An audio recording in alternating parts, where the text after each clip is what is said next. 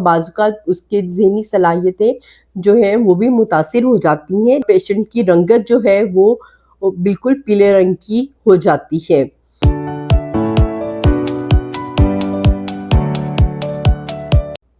Assalamualaikum. My name is Dr. Hina Ambar and I welcome all of you in my clinic Telemedicine by Dr. Hina Ambar. मेरी आज की video का मकसद आपको एक नहायत ही अहम टॉपिक के बारे में इंफॉर्मेशन देना है और वो है अनीमिया, जिसमें एचपी यानी खून की कमी। अनीमिया की बहुत सी वजूहात हैं, जिनमें से खून का अचानक लॉस हो जाना यानी ब्लड लॉस हो जाना। इसके अलावा बच्चों में इसकी जो है वो एक बहुत बड़ी रीज़न जो है वो इनका पुअर डाइटरी इंटेक या बच्चों में पेट के कीड़े पड़ जाना है। इसके अलावा अडल्ट में भी अगर बैलेंस डाइट वो ना लें तो वो भी अनीमिया का शिकार हो जाते हैं। अनीमिया ना सिर्फ आयरन की डेफिशिएंसी की वजह से होता है, बल्कि बहुत से विटामिन्स की डेफिशिएंसी भी अनीमिया का बायस बनती है। अनीमिया की वजूहात में कुछ कैंसर्स भी हैं, जिसमें एप्लास्टिक अनीमिया जो कि कैंसर की वजह से होता है, या सिकल सेल अनीमिया भी कैंसर की वजह से होने वाले अनीमिया में शामिल हैं। अगर किसी पेशेंट को अनीमिया हो तो उसकी क्या अलामात होती हैं?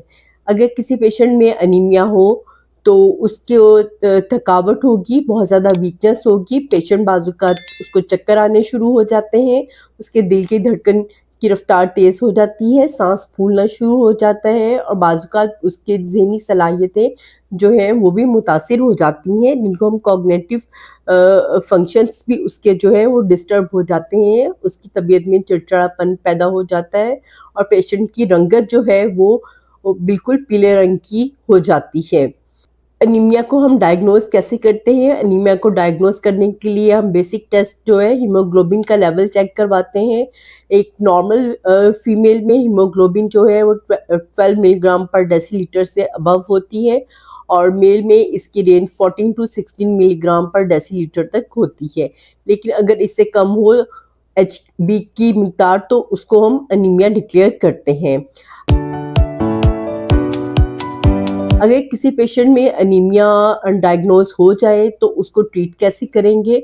अगर आयरन डेफिशिएंसी अनीमिया है तो हम उसके लिए आयरन देंगे, और अगर विटामिन डेफिशिएंसी अनीमिया है तो इसके लिए डिफरेंट किस्म के विटामिन प्रिस्क्राइब किए जाते हैं।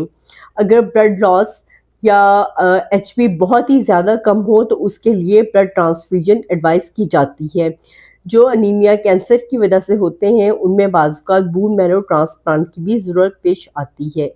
मुझे उम्मीद है कि ये मेरी वीडियो आपके लिए बहुत इन्फॉर्मेटिव साबित होगी। अगर आप इस किस्म की वीडियोज़ देखना चाहते हैं तो आप हमारे चैनल को लाइक कीजिए और शेयर कीजिए ताकि आप इससे फ़ायदा उठा सकें। Thank you so much.